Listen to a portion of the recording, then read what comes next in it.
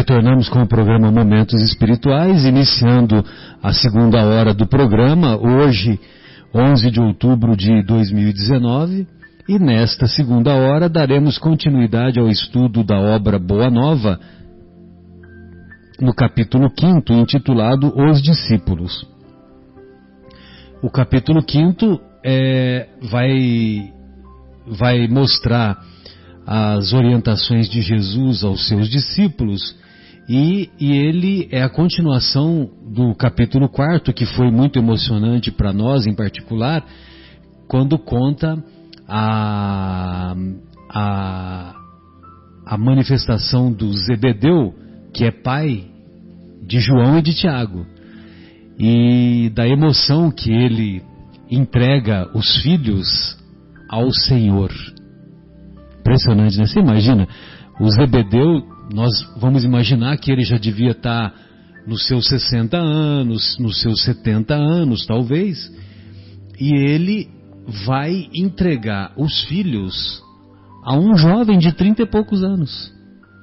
E ele entrega com uma felicidade sem igual.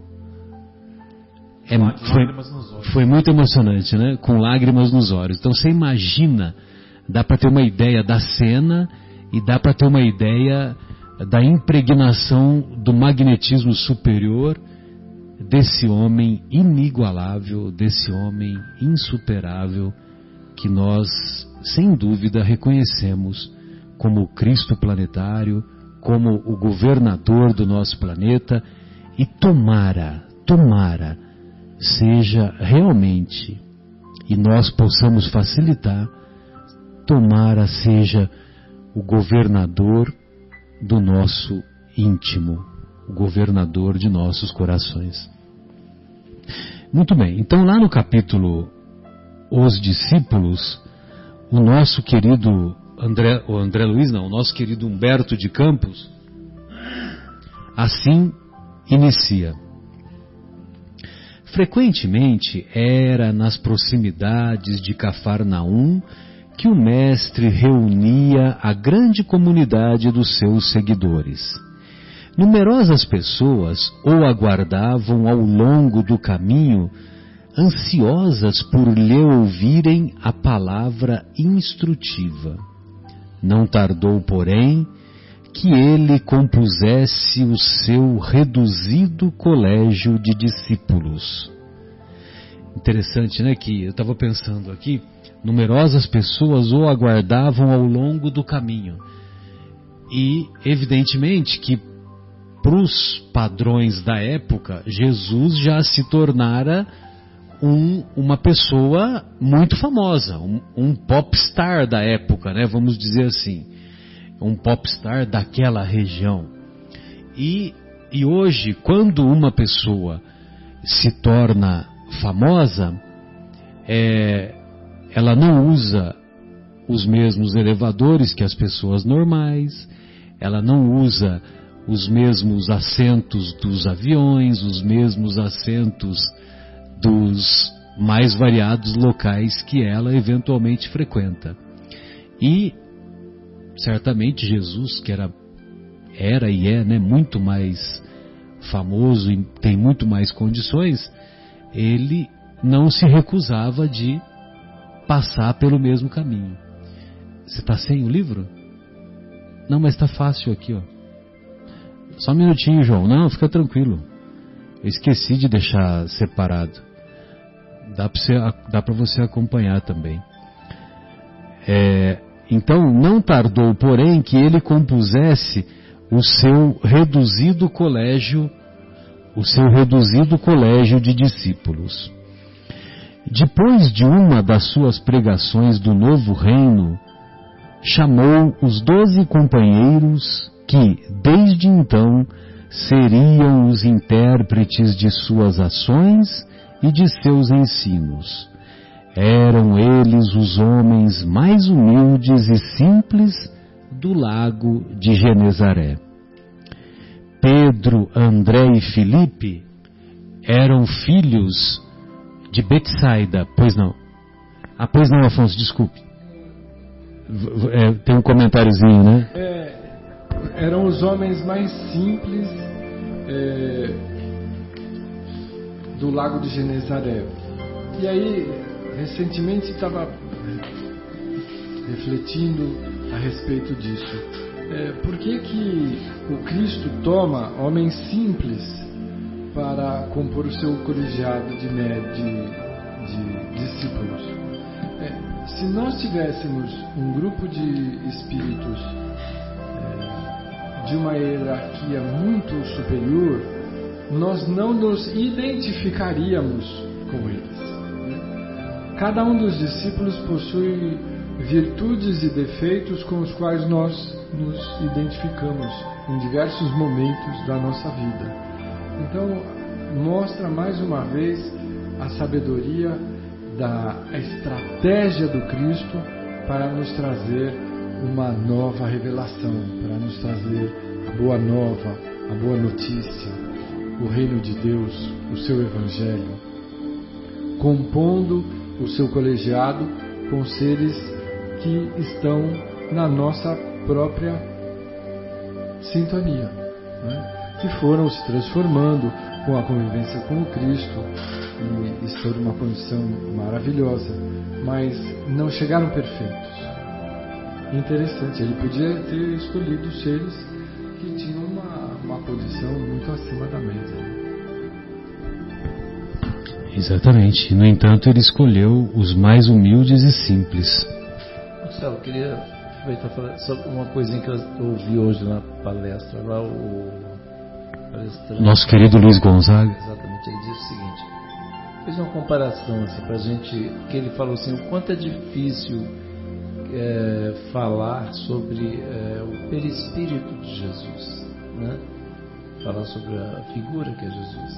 Só pra gente imaginar, ele falou assim, só pra gente fazer um exercício, imagina como você era 100 anos atrás. Agora imagina como você era há 1000 anos atrás. Agora você imagina há 2000 anos atrás. Agora você imagina 4,5 bilhões de anos atrás, que foi quando Jesus já era o Cristo planetário. O Cristo planetário que fundou. Quer dizer, então assim, só para a gente ter noção de quão distante a gente volta naquela questão que a gente estava falando na primeira hora, né, Afonso? Nossa, mas eu já li o Evangelho um monte de vezes. Eu já fui no programa da rádio, eu já comprei não sei quantos livros, já li os romances, né? Mas Jesus há 4,5 bilhões de anos já era com o Espírito Cristo. Então assim, o quanto é importante para a gente não perder o chão, né, cara? A gente precisa saber exatamente onde a gente está precisando. Sem dúvida. Não, imagina, vamos lá, vamos seguir adiante. E pode, em qualquer momento, pode interromper. Aquela questão que quando o Afonso falou daquela questão, podia pegar um ser mais evoluído, então assim, a gente vê como é que a gente está. Né? Não, vocês se lembram que na obra que estudamos, O Nosso Lar, e agora o Boa Nova, em qualquer tempo que vocês considerarem que tem que interromper, interrompa numa boa, sem problema. A amizade é a mesma. E o senhor também, viu, seu Leandro? Positivo. Pedro, André e Filipe eram filhos de Betsaida, uma cidade lá da região, de onde vinham igualmente Tiago e João, descendentes de Zebedeu. Então, Betsaida são todos, né? Pedro, André e Filipe, e ainda Tiago e João. Levi, Tadeu e Tiago, filhos de Alfeu, e sua esposa Cleófas, parenta de Maria, olha só, a esposa dos pais de Levi e Tiago, eram a esposa não, as mães, né? A esposa de Alfeu. A mãe de Levi e Tiago, ela era parente da Maria, mãe de Jesus. E eles eram nazarenos e amavam Jesus desde a infância, sendo muitas vezes chamados os irmãos do Senhor. Olha só que interessante. à vista de suas profundas afinidades afetivas. Tomé, aquele que só cria quando via, né? Só acreditava quando via. Tomé descendia de um antigo pescador de Dalmanuta, e Bartolomeu nascera de uma família laboriosa de Canaã da Galileia, ou Caná da Galileia, onde teve as bodas, né? As bodas de Canaã. Simão, mais tarde denominado o Zelote, deixara a sua terra de Canaã para dedicar-se à pescaria. E somente um deles, Judas, destoava um pouco desse concerto, pois nascera em Iscariotes e se consagrara ao pequeno comércio em Cafarnaum, no qual vendia peixes e quinquilharias.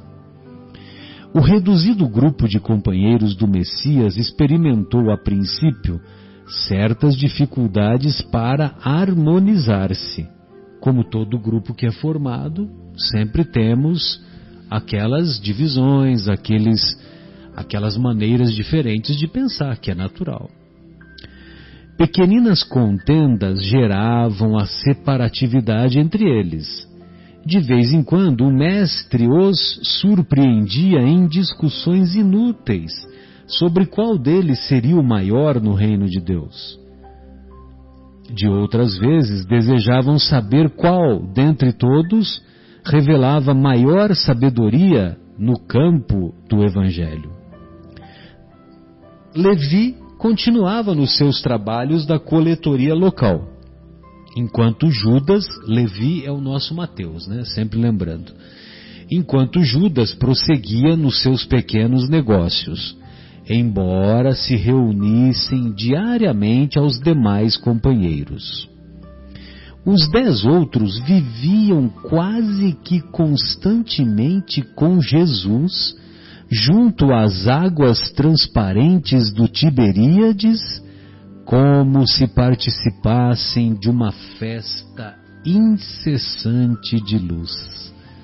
Era um churrasco permanente. Era uma festa o tempo todo. É aquela questão, né? Churrasco de peixe, né? De peixe. Aquela questão, a gente quando está em boa companhia, né, o papo nunca acaba, né? Você imagina quanto devia ser maravilhoso conversar com Jesus, cara. Nossa, é um negócio maravilhoso. Afim a fim, né?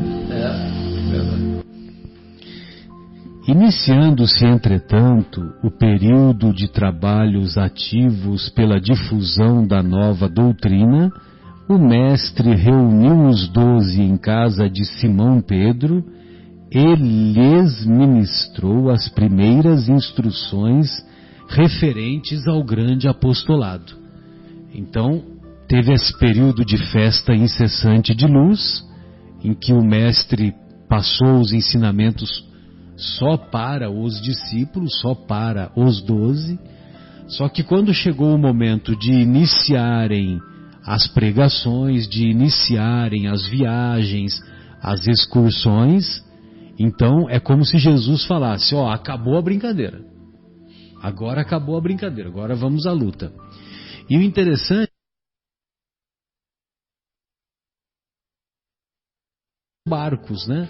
Então, pelo Tiberíades, numa margem tinha uma aldeia, na outra margem tinha uma outra aldeia, e aí eles iam revezando, né? Iam para lá, iam para cá e iam fazendo as pregações. Lógico que de vez em quando eles também paravam de andar com os barcos e iam caminhando.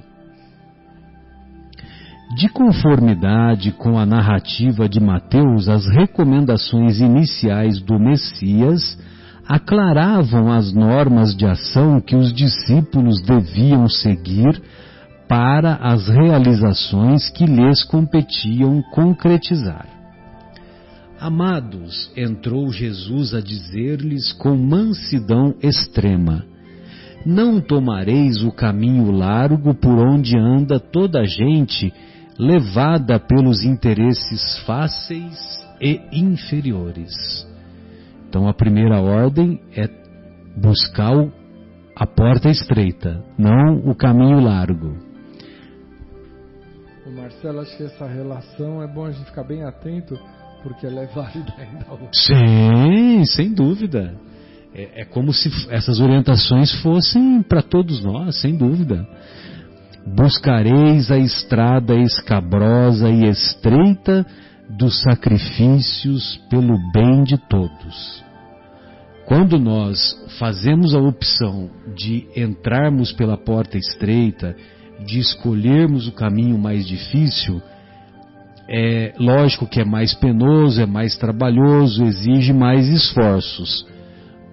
Por outro lado, também o aprendizado é maior e as conquistas são mais relevantes também. Exatamente. Eu acho que o Cristo não deu essa recomendação por capricho. Vemos que todas as afirmativas do Cristo tinham a visão dos milênios. Ele nos queria e quer, continua desejando a nossa transformação, o nosso melhor aproveitamento. Então essa é uma recomendação para que nós evitemos as facilidades, porque elas nos conduzem a equívocos e ilusões. Perfeito. Também não penetrareis nos centros de discussões estéreis, à moda dos samaritanos, nos centros das contendas que nada aproveitam às edificações do verdadeiro reino nos corações, com sincero esforço. Reino nos corações, com sincero esforço. Trabalhai em curar os enfermos, limpar os leprosos, ressuscitar os que estão mortos nas sombras do crime ou nas sombras das desilusões ingratas do mundo. Esclarecei todos os espíritos que se encontram em trevas, dando de graça o que de graça vos é concedido. Essa passagem é muito conhecida, né? Do lado das anotações do evangelista Mateus, encontra-se no Sermão do Monte pois não. Pulei sim, de verdade, desculpe. Então, voltando um pouquinho, né? Não, então, já que você falou... Pois tem uma palavrinha ali, né, que ele coloca ali, as edificações do verdadeiro reino. Do verdadeiro reino nos corações, com sincero esforço.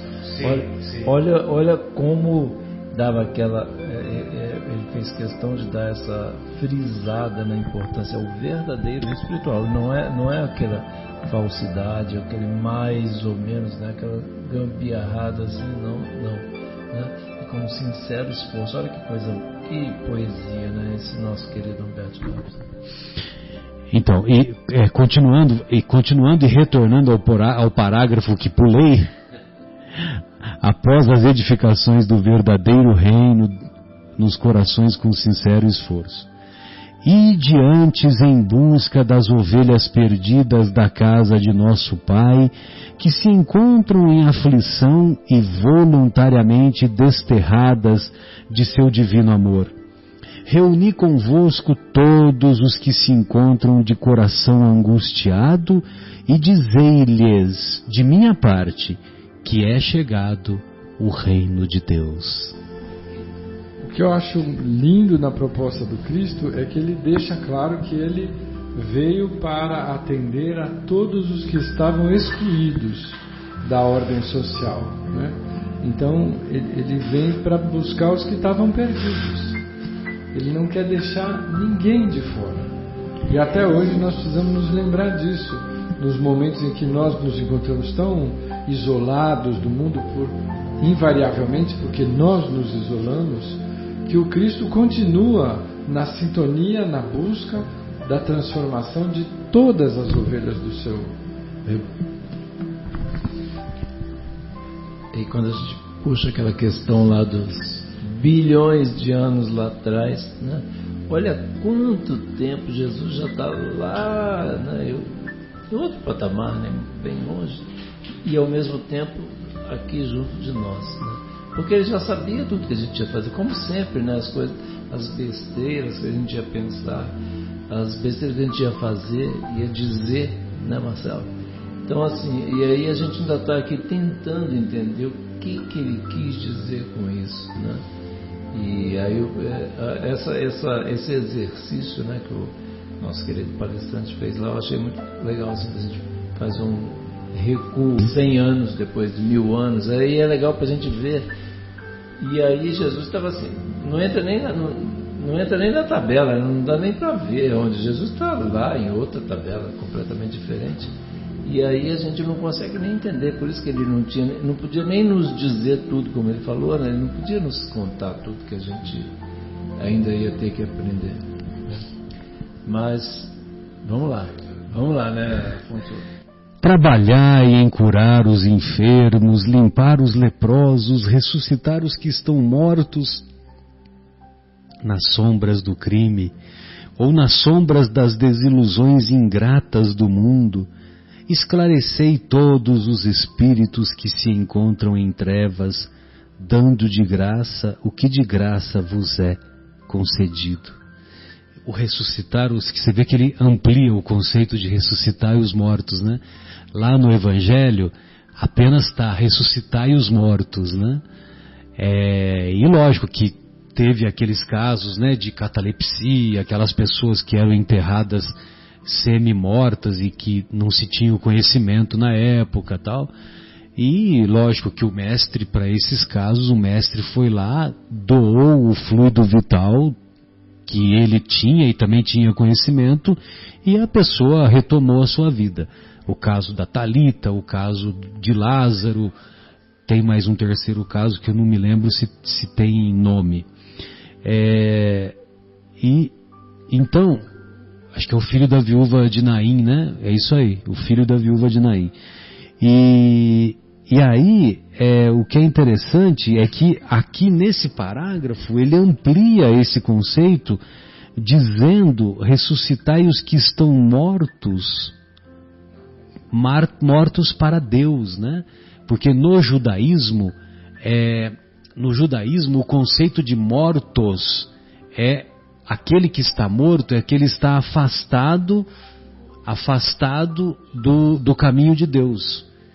E se você está na vida, você está no caminho de Deus. Agora, se você está morto, você está afastado ou você está à margem, né, do caminho. Fica no mesmo sentido, né, Marcelo? Exato. E aqui ele diz: ressuscitai os que estão mortos nas sombras do crime ou nas desilusões ingratas do mundo. E nós nos recordamos daquela passagem atribuída a Madalena, né, que o Cristo, que o Divaldo conta em seus relatos, que atribuída a Madalena, porque a Madalena ela era tida como uma cortesã, e ela se apaixonou pelo Cristo, e embora nos evangelhos isso não está esclarecido, né? Nós não temos essa impressão clara e límpida de que ela teria sido prostituta. Isso é um comentário que foi absorvido ao longo dos séculos como proveniente das tradições orais, mas nos livros mesmo não tem essa informação real de que a Madalena seria prostituta. Mas, considerando que seria ela uma cortesã, num determinado momento ela se apaixona, ela ou outra pessoa, né? Talvez melhor dizendo que seja uma outra pessoa, vamos esquecer Madalena. Ela se apaixona pelo Cristo e ela diz: vem até a minha casa. E aí o Cristo diz para ela: hoje não. Hoje não. Aí passa algum tempo, passam-se 2 anos aproximadamente, e uma mulher vem em busca do Cristo, pedindo para que ele visitasse e auxiliasse uma mulher que estava muito doente em tal casa. Aí Jesus vai. E quem ele encontra? Aquela mesma cortesã que agora era portadora do mal de Hansen. Aí Jesus diz para ela: hoje sim eu venho à sua casa, para estender mãos generosas e para curá-la, porque agora você está preparada, né? Vamos dizer assim, né?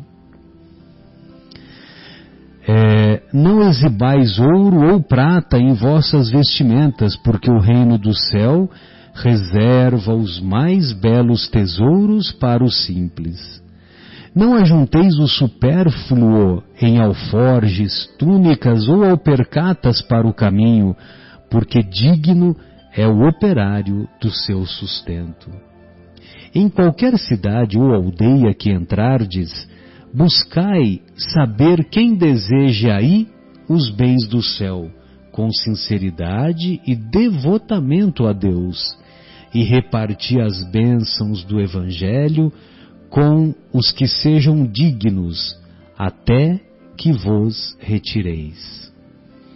Quando penetrardes na alguma casa, saudai-a com amor. Se essa casa merecer as bênçãos de vossa dedicação, desça sobre ela a vossa paz. Se, porém, não for digna, torne essa mesma paz aos vossos corações.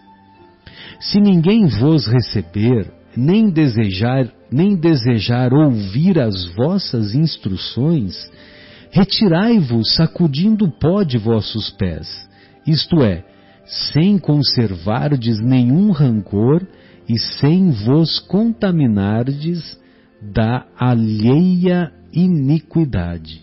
Eu achei importante essa ressalva dele, porque ao longo do tempo muitas pessoas interpretam sacudir ou bater a poeira como desprezando aquele local. Como agora você pode esperar que nem Sodoma e Gomorra destruam de forma semelhante, né?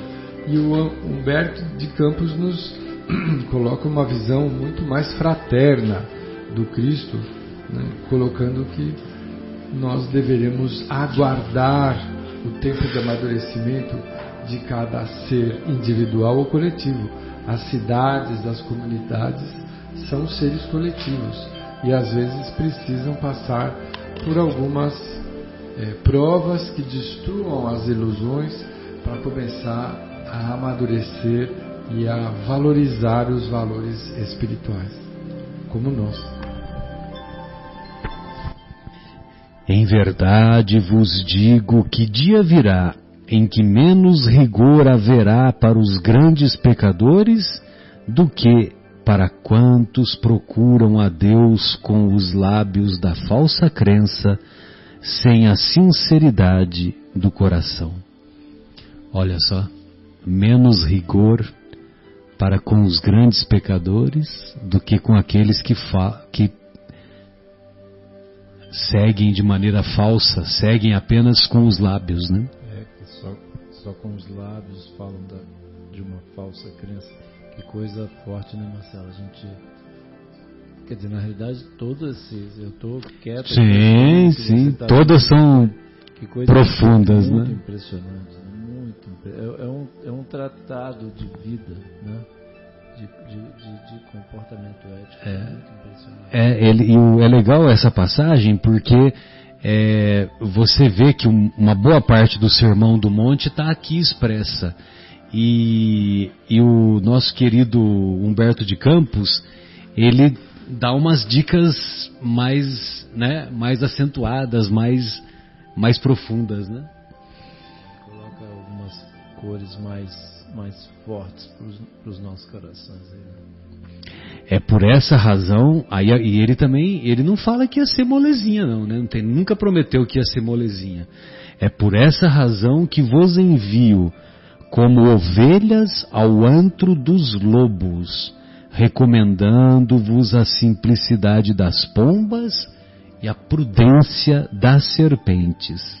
Acautelai-vos, pois, dos homens, nossos irmãos, porque sereis entregues aos seus tribunais e sereis açoitados nos seus templos suntuosos, no qual está exilada a ideia de Deus.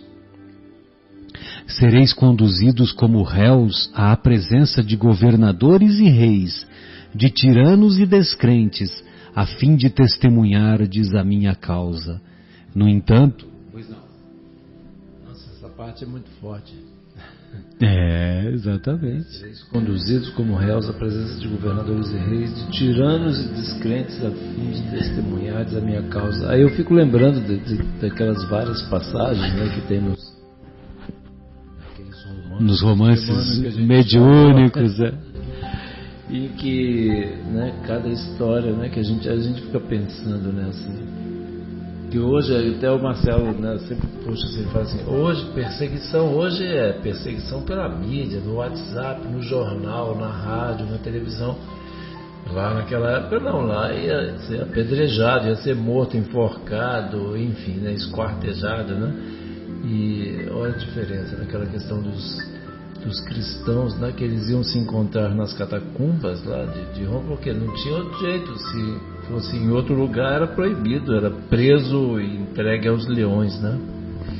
E ele já disse, claro, que ele já sabia, né, Marcelo? Ele já deu o roteiro do que ia acontecer, né? É um grande cineasta, né? Porque ele foi dando o roteiro...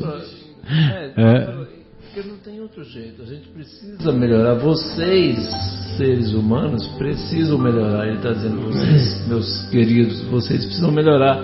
E aí vai ter que ser alguém começar. E alguém que entre, vamos dizer, que aceite a proposta que eu estou trazendo aqui, que é de vocês irem como ovelhas, né, ao covil dos lobos. Né? No entanto, sem dúvida, nos dias dolorosos da humilhação, não vos dê cuidado como haveis de falar, porque minha palavra estará convosco e sereis inspirados quanto ao que houverdes de dizer. Porque não somos nós que falamos, o Espírito amoroso de nosso Pai é que fala em todos nós.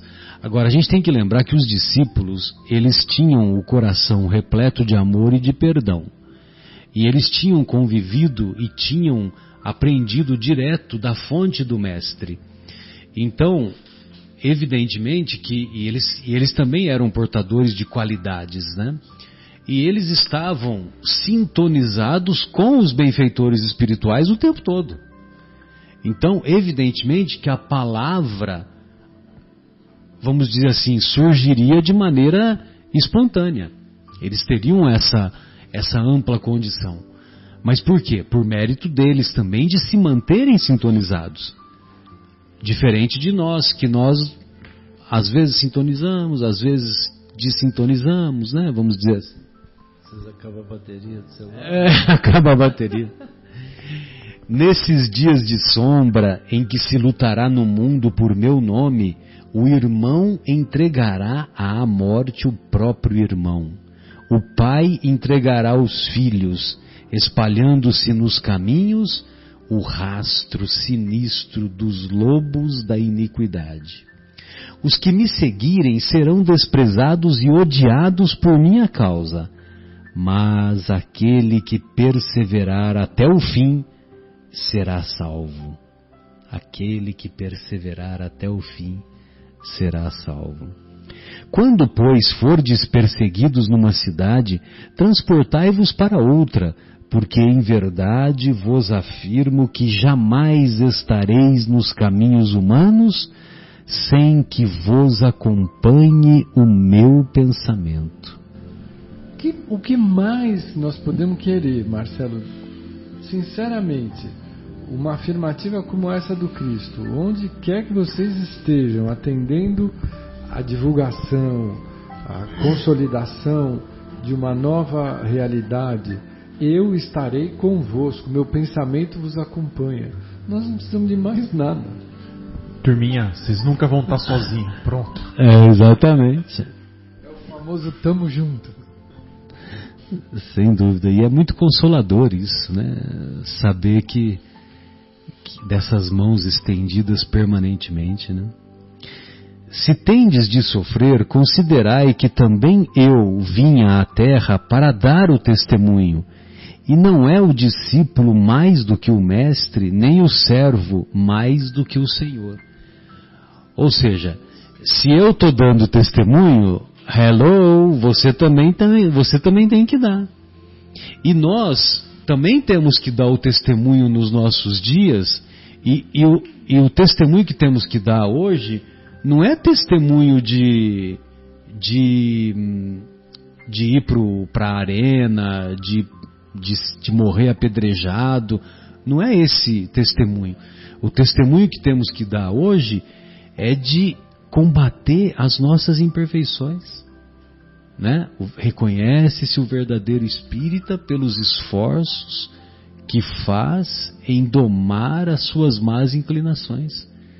É esse que é o esforço, né, para a construção do reino de Deus dentro de nós. Se o adversário da luz vai reunir contra mim as tentações e as zombarias, o ridículo e a crueldade, que não fará aos meus discípulos? Se os inimigos, né, fizeram o que fizeram do mestre, imagine com os seguidores, né? Por isso que é interessante, né? Você vê como que é a visão, né? Ele já tem a visão ampla. Por que ele já tem a visão ampla? Porque ele é espírito construtor de planetas. Ele já passou, espírito construtor de planetas, já acompanhou várias transições planetárias. Por exemplo, a transição planetária que se dá no planeta Terra, quantas transições o mestre já acompanhou? Então, lógico que, como ele já acompanhou inúmeras, ele sabe o que vai acontecer. Mais ou menos como está naquela mensagem lá em A Gênese, lá no finalzinho, lá no último capítulo, tem uma mensagem de um autor que me fugiu o nome, que ele diz que haveria suicídio entre crianças nos tempos da transição planetária. Mas por que ele informou? Ele informou porque ele já acompanhou transições planetárias, esse espírito, né, de outros mundos.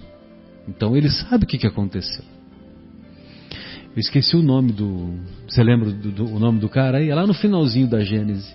Isso é novidade pra gente, né? O nome do espírito, né? O nome do cara é por minha conta, né? Pra gente é coisa nova, pra eles não. Todavia, sabeis que acima de tudo está o nosso Pai, e que, portanto, é preciso não temer, pois um dia toda a verdade com V maiúsculo será revelada e todo o bem triunfará. Sensacional, né? O que vos ensino em particular, difundi-o publicamente, porque o que agora escutais aos ouvidos será o objeto de vossas pregações de cima dos telhados. Trabalhai pelo reino de Deus e não temais os que matam o corpo, mas não podem aniquilar a alma. Temei antes os sentimentos malignos que mergulham o corpo e a alma no inferno da consciência. Essa é uma das causas pelas quais o Cristo sofreu tanta hostilidade por parte da religião instituída. Porque ele vinha libertar a consciência, ele vinha convidar as pessoas para saberem que cada um de nós somos filhos de Deus e que temos o direito e a obrigação de nos transformar, de crescer. A doutrina dos Espíritos acaba realizando o mesmo cometimento no século XIX e sofreu igualmente toda a pressão dos materialistas e da instituição religiosa mais poderosa naquele momento, porque também vinha como Cristo libertar a consciência e dizer todo mundo é capaz, todo mundo é filho de Deus, a cada um segundo as suas obras. Aquela mensagem que fizemos referência da transição planetária é assinada pelo espírito Arago. lá no finalzinho da Gênese. Não se vendem 2 passarinhos por 1 ceitil? Entretanto, nenhum deles cai dos seus ninhos sem a vontade do nosso Pai. Até mesmo os cabelos de nossas cabeças estão contados. Até os cabelos de nossa cabeça. Se não me engano, são 180 mil folículos pilosos, a média dos cabelos. Você está com menos e eu também. Todos aqui.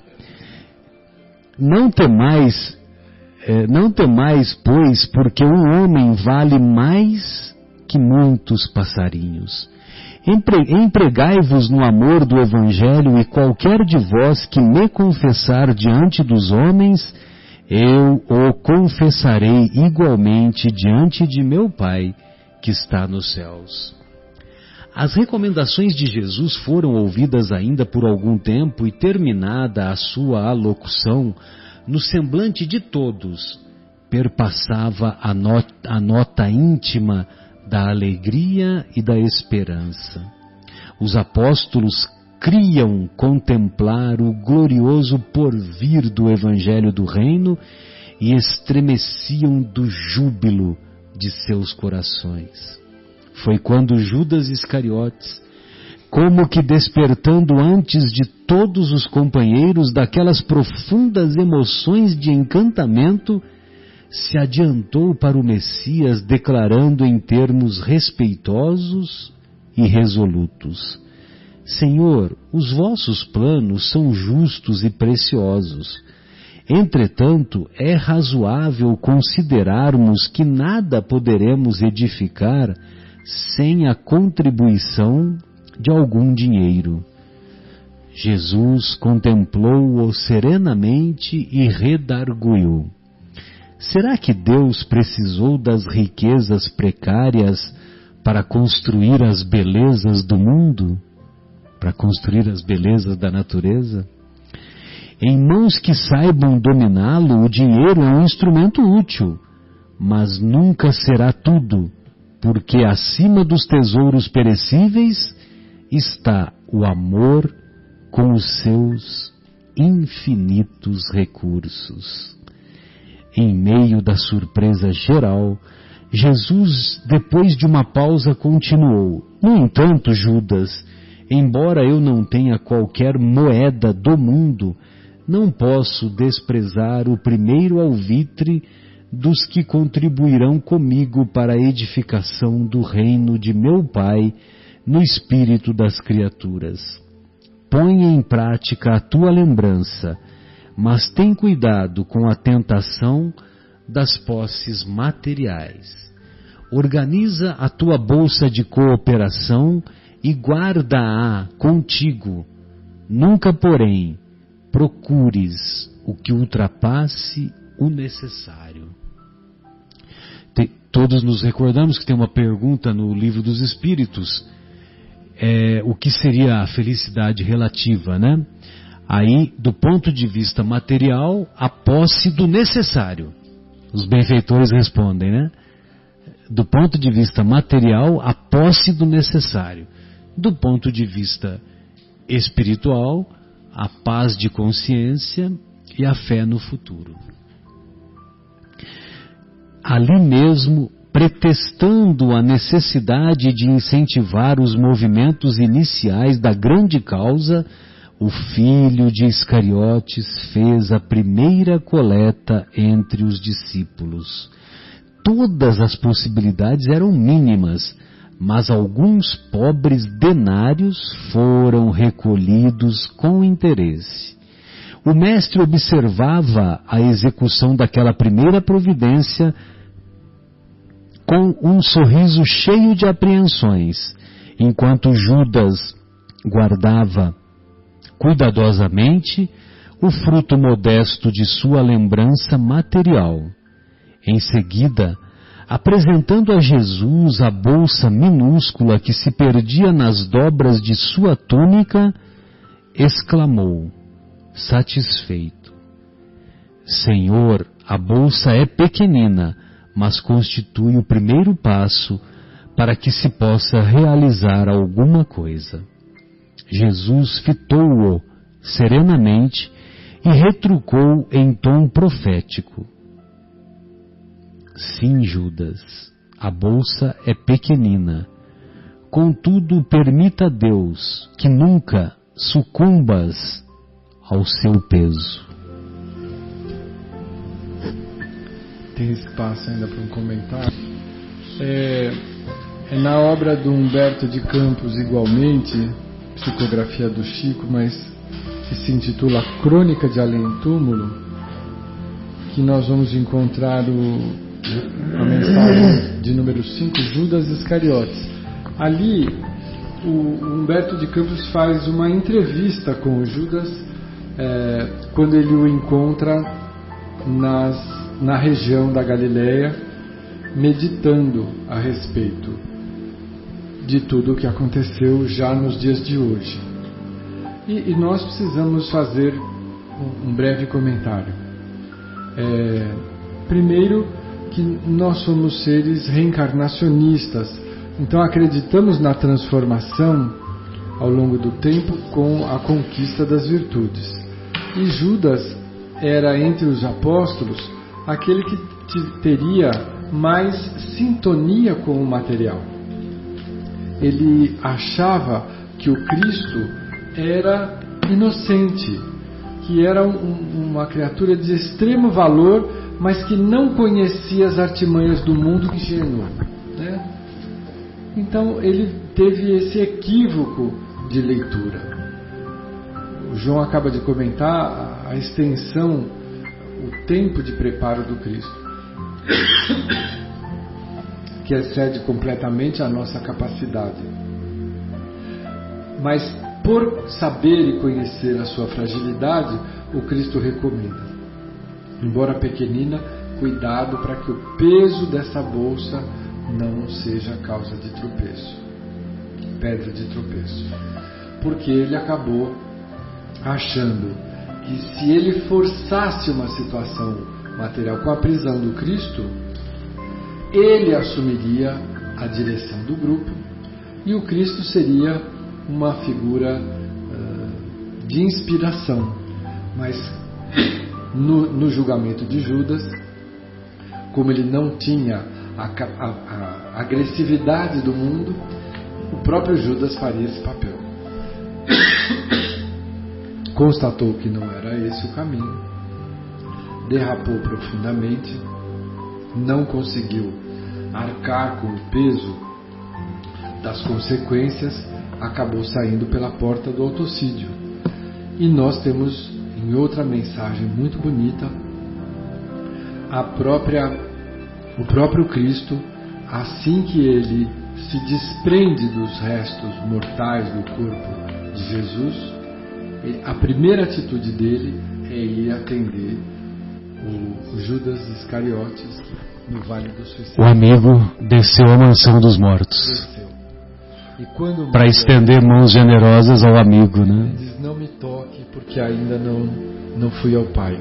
Ele ainda estava carregado daquela atmosfera pesada que tinha socorrido o discípulo frágil. Todos nós somos Judas Iscariotes.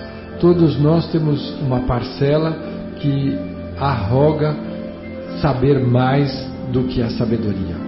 E precisamos aprender com ele, que se transformou, sofreu muitas situações reencarnatórias difíceis, até no dizer dessa mensagem de Humberto de Campos no Crônicas de Além Túmulo, reencarna como Joana d'Arc no século XV, lá na França, e morre de que forma? Traído, espoliado da mesma forma que o Cristo, mas resistindo e sustentando aquilo que ele veio trazer, que era a confiança na espiritualidade. E de maneira injusta, né? Mas ali, sentindo na pele tudo que ele contribuiu para que o mestre sentisse, né? Sim. E Humberto de Campos escreve, através de Chico, uma frase que ele atribui a Judas. Ali, com a morte na fogueira, na pele de Joana d'Arc, senti o beijo do perdão.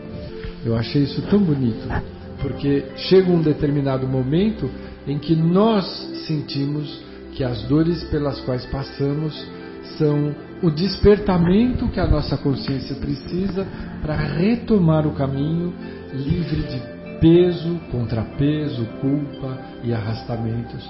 Podemos seguir mais leve e suave, elegantemente, os caminhos da ascensão e da conquista imortais. Que dizer, né? Perfeito. Bem lembrado dessa passagem da Crônicas de Além Túmulo.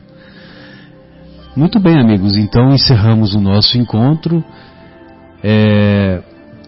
E gostaríamos de deixar um abraço carinhoso aos estimados ouvintes que nos ouviram e que nos ouvirão.